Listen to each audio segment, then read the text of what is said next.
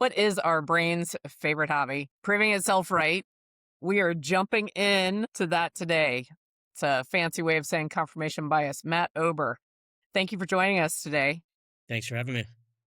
What can you tell us about how our brains strive to prove themselves right every dang day, all day long? I mean, listen, I think in investing and even in life, like the confirmation bias or always trying to find things that prove the what you want to be reality is what we all kind of strive for, even though if we can recognize it, it probably makes us smarter and makes us make better decisions. When you see this showing up in your world, and what you do with social leverage, your company, where do you see confirmation bias impacting people on a day-to-day basis? I think it's decision makers for founders. They think because they have, an idea and they get some buy-in from people in their close circle that like they should continue moving forward. But I think it's good to find people to challenge you, right? To see the other side of things.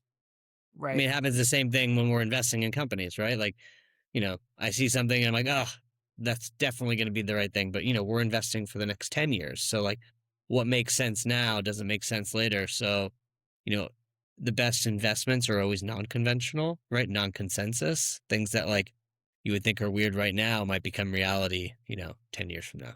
Can you think of an example that people could look back on and see it in hindsight? What is something that seemed, ludicrous and actually turned out to be fantastic? Yeah, I mean, I can think of two. I think, my partners invested in the company Robinhood, which I think we all know now as like Oh, the yeah. investing app. 10 years Hmm. ago, if you were an average everyday person, you probably didn't invest in stocks. And if you did, you'd go on your E-Trade account and you'd pay $10 every time you buy a share. There was no idea of like, hey, I'm going to invest as little as a dollar and buy a fraction of a share. Right. And there was no like the reality of like, it costs no money to invest in stocks and so forth and to trade. Like that was crazy. Yeah, I mean, even I thought it was crazy when my partner Howard told me about it. But Robinhood was the first, and obviously everybody eventually followed. And I still remember the day when like E-Trade and the banks all announced they were going to $0 for trading. So Right. Right. those guys were early. I think also like we could all say like with what AI is doing right now to our day jobs and the efficiency, like you know, 3 years ago, even, I don't think anybody predicted how different the world would be today. I agree with you. I think, and it seems like that window is shortening in terms of something seems crazy, and next thing you know, we're all doing it, or Yeah. it's every day. Yeah. I think AI was inaccurate for, 6 months ago. I don't think we were trusted with anything. Today, people are connecting their bank accounts, asking AI to Oh, help them yeah. figure out their budgeting. And like, to be honest, it works great. And like, if it was like Right. 50% accurate like 6 months ago, now it's like 85% accurate. And so Yeah. like, what does it look like in 10 years? Like, I think we're all going to be just working for AI. The new robot overlords have arrived. We're the IT Um, team for the AI team. yeah, that's right. You have a phrase that I saw in your social media and on your website, the early stage seed investor. How does that factor in with our conversation so far? What is an early stage seed investor? So we are investors in private companies at what we call the seed stage. Typically, somebody creates a company and they get a product off the ground with a couple clients, and like they're looking to raise money from venture investors. That's typically where we get involved. I gave the example of Robinhood when we invested.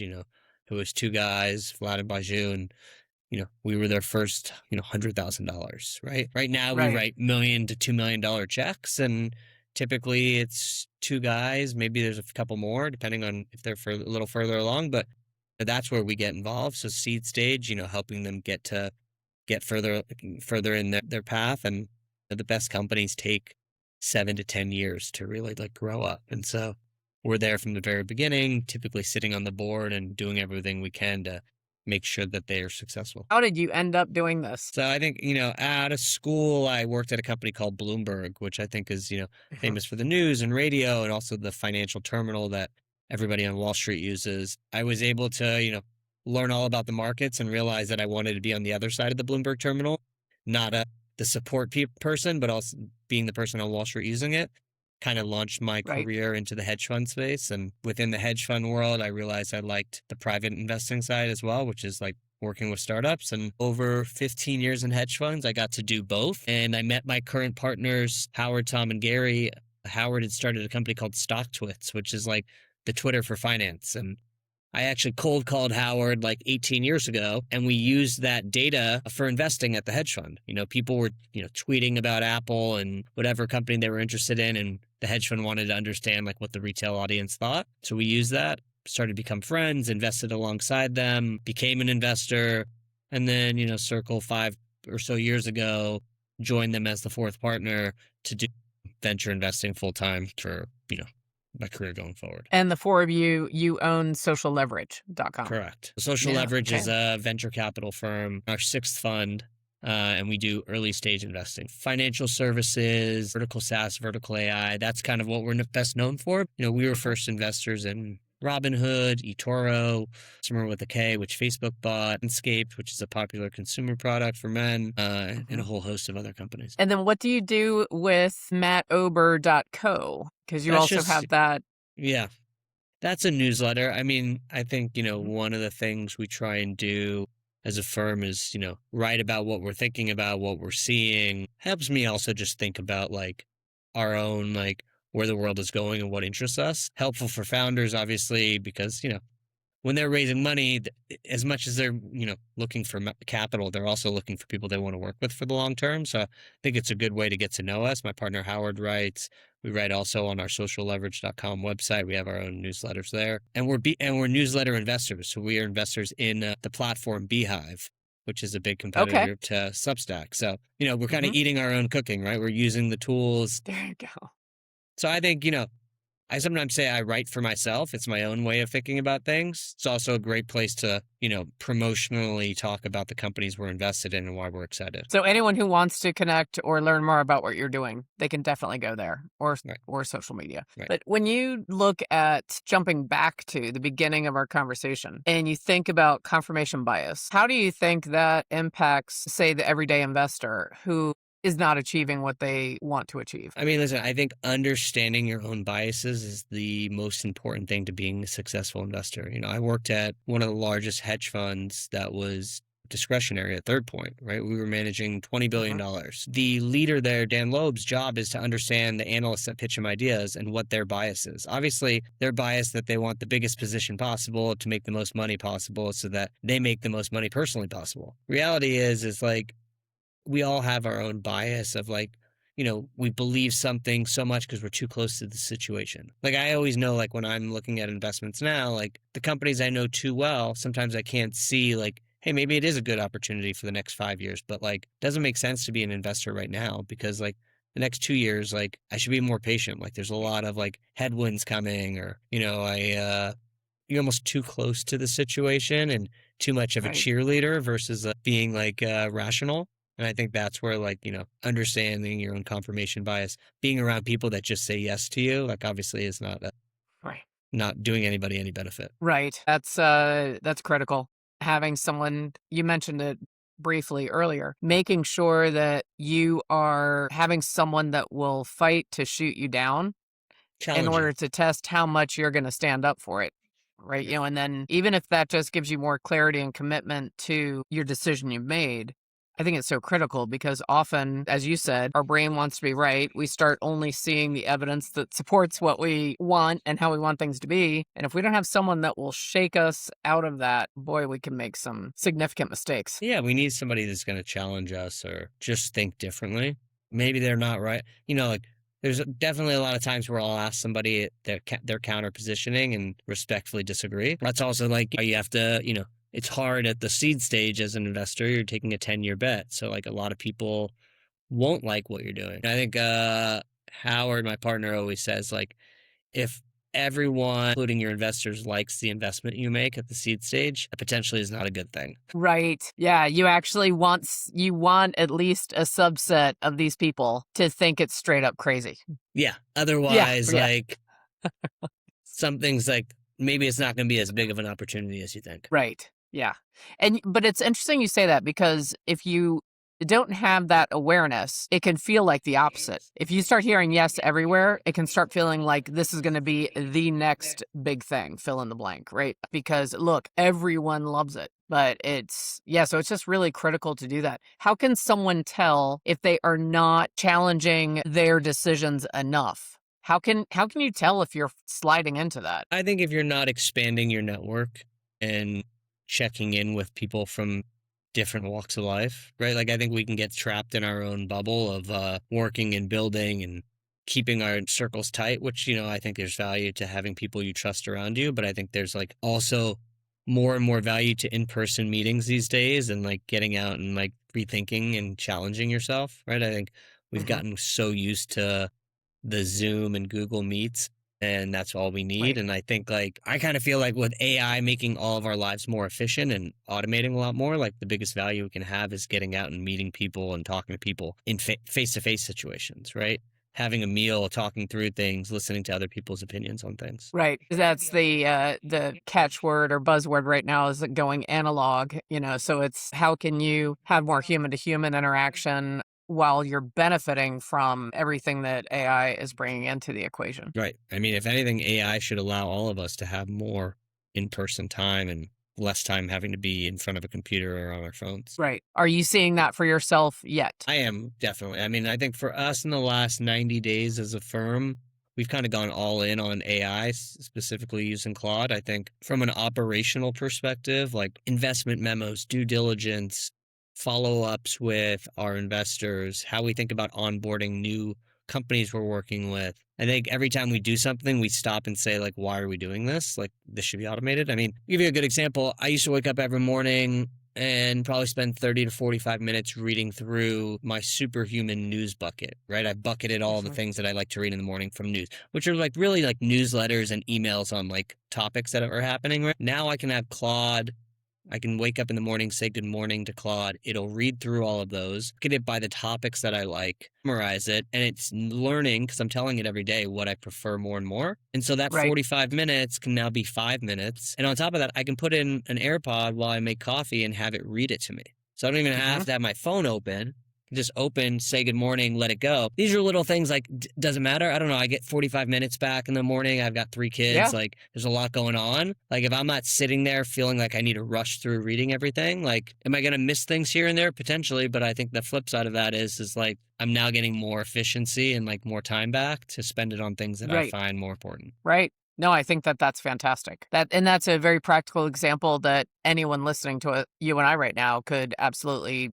start right away Right. I and mean, add it's that back in applicable for to themselves. everybody across any industry, right? Like, I think we all get Yeah, that's right. a lot of stuff that we skim and can teach an AI what actually are we looking for and what's important to us. Social leverage. What does the name of that even mean? How did the four of you come together and what is the meaning behind that company name? Yeah, so started by my partners, Howard Lindzon and Tom Peterson. They were doing a lot of investments together, but not formally as a fund. And I think that just got to be too much to manage. And so like they formally put the fund together. And this was during the time of like financial leverage and the financial crisis.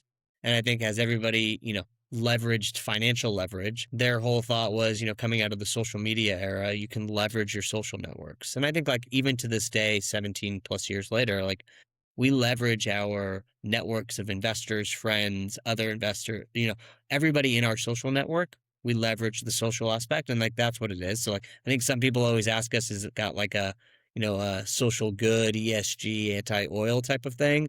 It's not that. It's much more of like leverage the social networks that you've built and like the power of the network. We would argue to our investors and our founders that, we're one person away from anybody you want to speak to. Between our network and the people that have invested with us and the people that we've, become friends with over the last 20 plus years, we can pretty much get to anybody. Howard and Tom started it. They actually invested in my partner Gary's company. Once Gary sold his last company to Salesforce, after a few years at Salesforce, he joined as the third partner, and my relationship goes back with the three of them back to, the very beginning when they first started it, when Howard was running Stocktwits, which was the company he started. Right. So we've all kind of known each other for 15 to 20 plus years, in some cases longer. Good, strong ties, and we all bring like different, skill sets. I think that's really incredible. And it sounds like with social leverage, correct me if I'm wrong, but it sounds like from what you're describing that you all highly prioritize and value relationships. 100%. I think like Howard obviously has got a big social following. power of the networks, always meeting new people. I could say the same thing for Tom and Gary. And, I kind of look at that for myself where it's like, we travel, we live on the West Coast, but we go to the East Coast a lot. We have a good presence in Canada and invest in companies up in Canada. And I think like we're all curious and, we put on some great events as a firm for our investors and founders. And so always respecting and nourishing the power of the network. Right. That's what it sounds like. So it's more than just a number. It's like there's relationships that are behind everything that you're doing in multiple directions. Exactly. Is that accurate? With your company, if anyone's listening to us right now, who would benefit from working with you all? So like, who are you looking for and who should be looking for you? Yeah, well, we're always looking for entrepreneurs starting companies, financial services, fintech, and like vertical software, vertical AI is our area of focus. I spent my career in the investment space, so I'm always meeting founders building new financial services and data companies. So like we're always excited to meet new founders that are getting to the point of thinking about raising money and looking for investors. And on the investor side, I think that's something you build trust with over time. Most of our investors are high net worth, family offices, wealth managers, and that's typically who has been with us since Fund 1 even, and still through Fund 6. So I want to loop back to something you mentioned earlier, that you actually met Howard by picking the phone up and calling him. So you cold called Howard because you liked what you saw and what he was doing. Yeah, go ahead. And now you guys are working together all these years later, right? Were you scared to pick that phone up and make the call? I wasn't, because I was in a job where I was at a quantitative hedge fund where everybody there is rocket science, PhD. 90% of the firm, English was a second language. And I was brought in to establish relationships, be smart enough to sit in the room with everybody, but like not smart enough to take anybody's day job that was there. And Right. like I had to figure out like getting access to what I thought would be the most unique data for our investment process. And I think, Twitter was booming at that point. There was a lot going on in social media with companies like called Ganip and stuff that actually were acquired by Twitter. And, Howard was the face of Stocktwits and kind of invented that cash tag, which was like, how do you talk about Apple, the stock, versus just apples? And like the way to do it was, use the $ in front of the ticker. And so it was natural for me to be making a few dozen cold calls a day and like just start to build the brand of like, we're this quiet, quantitative hedge fund in Old Greenwich, Connecticut that like wants to buy, the thesis is we could buy more data than anybody in the world. We could manage more money because the data would give us insights, and then everybody could create strategies, and then we could manage more money. And it works great. But at the beginning, like we kind of had to like wake everybody up to who we were. If someone's listening to us right now and they are a founder or a partner and they're like, well, I'd love to talk to this guy, but they're scared to, what would you say to them? I would just do it. In this world, you can reach out to anybody on LinkedIn. If you can't find our email address, you're not like searching hard enough. I'm sure you could Google it and find it in 10 different places. We even built into our website an easy way for people to like submit their company if they don't have a warm intro. Warm intros have a 95% chance of us like actually like responding versus like if it's a cold inbound, like we're going to look at it, but like there's a lot of cold inbound. We even built voice AI technology into that. So like one of our companies does voice AI where you can do like interviews with a AI voice. We built that into our website, and I like said to founders, it's like, why just submit a deck? Like do an interview with our voice AI that's trained off of everything we always ask. And now it's like for 20 extra minutes, you're now getting to give your pitch. And we're going to listen to it and watch it. And like, it just shows you care, right? Versus just like shooting over a deck and like hoping somebody calls you back. Absolutely. Yeah. So you have streamlined this. So anyone who's listening, even if they don't have a connection or a warm introduction to you, they can go to your website and they'll get that benefit of that entire interview, and they can show their dedication and put their best foot forward. Right. Exactly. They have nothing to lose. Right. I believe that voice AI is really changing like just job interviews in general, right? Like I think about how many people that I would get resumes for when I used to hire like hundreds of people. You're filtering through and keyword searching. But if I could say to all of them, take the phone screen, voice AI with a video, now like somebody that went to Harvard is competing against the guy that went to Chico State or Arizona State. And maybe I find like, you know what, like I like the other two and like I don't care where they went to school. Same idea for like when you're submitting your company to all these websites for investors. If you don't have a warm intro, I think it's just an excuse. Like you can either find a way to make connections Or now, like with this video and voice AI, like you get the full opportunity. Like if you think like you're just as good as the guy that has all the connections and network, then like now your chance to prove it. I think the democratization of all that is exciting. I think it's exciting too. And even talking to you as you were saying that, the first step, I think, is to lean in on your social leverage. So many people don't even take the time to figure out who the people that they know, right? So many times, if they're in that situation, I think the first thing to do is really look through your entire database of relationships and then try to figure out, is there anyone that may have a connection with socialleverage.com? And I think you could even ask your AI to analyze that for you. You probably could. And like honestly, I think Wouldn't like hurt. building your network is so important. Like I think if I go back to starting my career to where I am today, like the people that I became friends with then, like it's it's unbelievable to see where people have landed now, right? 15 years later. You don't Yes. know what people's Yes. careers are gonna like people that I was, when I was cold calling people like Howard, there are probably dozens of other people that did the same thing. That they were a junior guy answering the phone at some company Mhm. and now they're the CEO somewhere. Or maybe they're Right. just like, they're doing something completely different, but you still have that relationship and you can lean back onto that. And so like I just think the building those relationships over time, showing up in person, going to things, like it's worth its weight in gold. I think if you can maintain your curiosity about others as a higher priority than sharing about yourself, I think that benefits people in that arena that you were Hmm. just describing, because Yeah. then you'll genuinely be curious to get those updates and stay refreshed or engage with them in a way that will be engaging for them. So I think it's really critical. So what is next? What's next for you guys? I mean, listen, we raised our sixth fund back in December. We're Hmm. actively investing out of that, meeting new companies.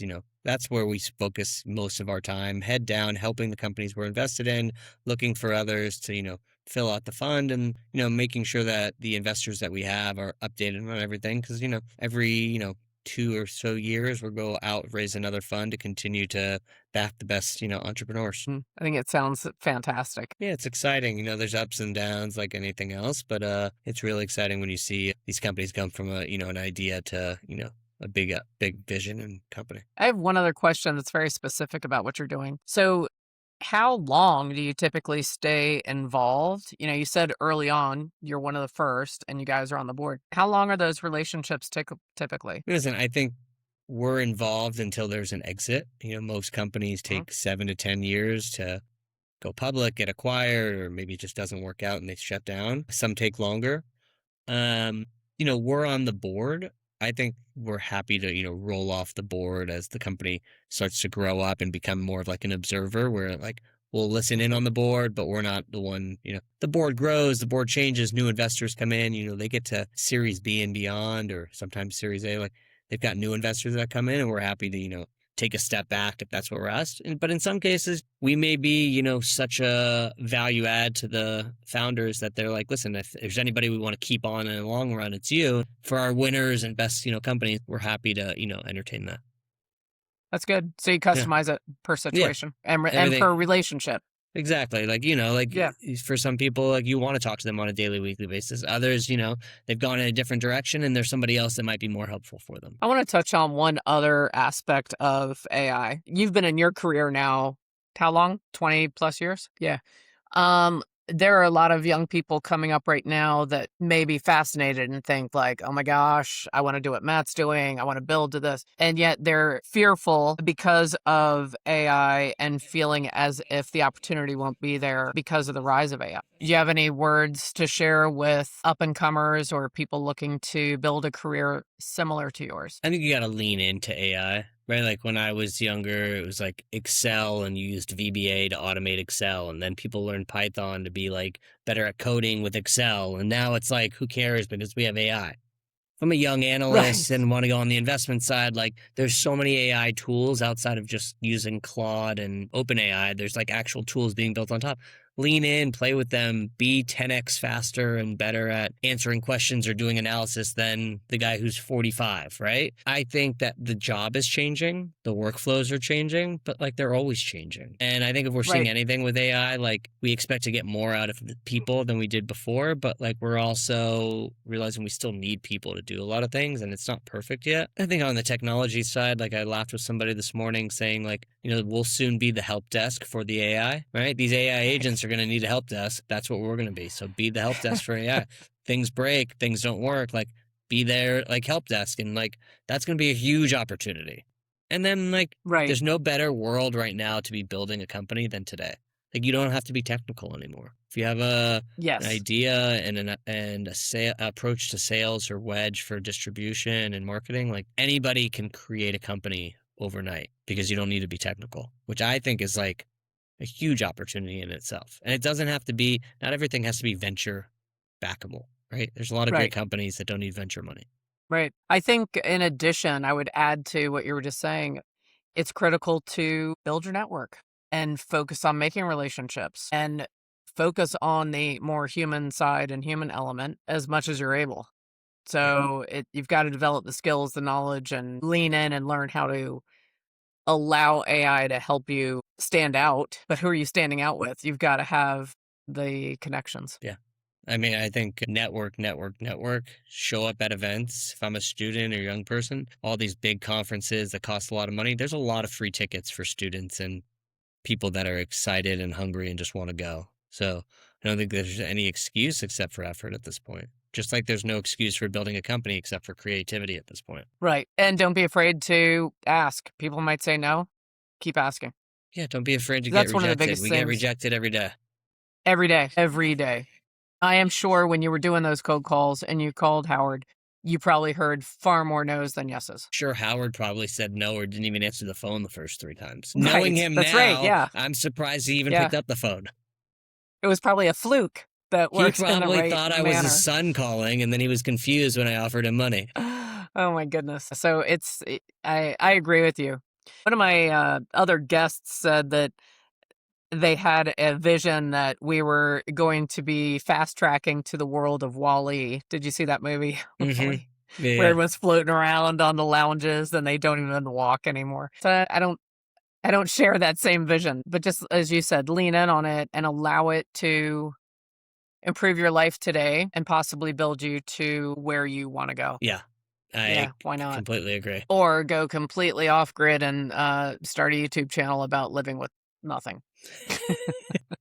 Which always cracks me up because I'm like, Either way. they've got camera equipment and they've got bandwidth enough to upload these things. But you get what I mean. Yeah, like lean in or not, but don't allow it to create fear, I guess is my point. Don't allow it to stop you. AI is the hot thing today. We don't know what it is going to be tomorrow. Right.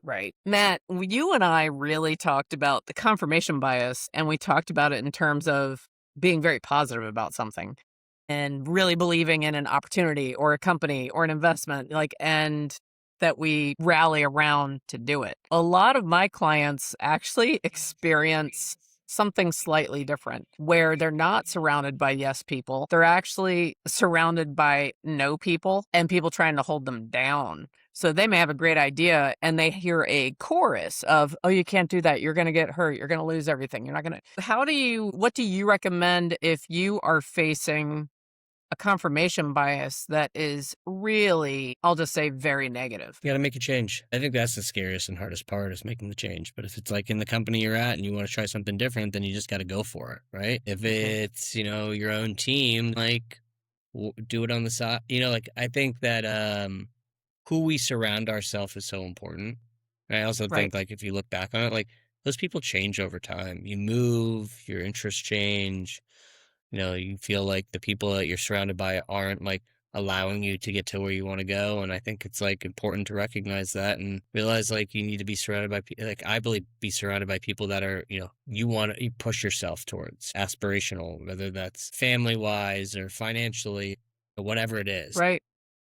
Surround yourself by people that you want to emulate. I find sometimes people, especially ones where loyalty is a high core value for them, they just struggle with that because they feel as if they're being disloyal to the people that are already beside them. But it has a negative impact. Yeah. I mean, listen, I completely agree on the loyalty side and building long-term relationships, but I think sometimes you got to look out for yourself and what you truly want. You can't take care of everybody. I agree. Yeah. Yeah, you're exactly right. But what's the cliche? When you try to please everyone, you end up pleasing no one, including Right. yourself. Yeah. So if you are listening to us talk and you are in that situation where you're just surrounded by negative naysayers, make sure you really challenge yourself and get out there. Get out there and find some other people that are going to be more supportive. How many dreams died? Like you said, how many startups haven't started up because well-intentioned people tell them to not go for it? And now you can build anything, right? Like there's That's really right. nothing holding us Yeah, back. that's right. Well, Matt, I just want to thank you so much for being our guest today. I find it very inspirational, and it seems like the core values that the four of you have at the top of social leverage are really clear. And it sounds like such a cliche, but like you guys are living it every day. Like you're really keeping that focus, and it just sounds very exciting. So I thank you for being appreciate our it. guest. Thank you. If any of you want to reach out and learn more about socialleverage.com or Matt himself, you can go to mattober.co, and you're on LinkedIn, you're on X, other platforms, and reach out. I think if you're sitting there with a great idea and you're looking for your early seed investor, you want to go to your website and fill in the application and do the video, not video, Exactly. the AI interview, Do the AI right? interview. Try it out. That's right. Yeah. All right. Well, thank you so much. And I really appreciate your time today. Thank you.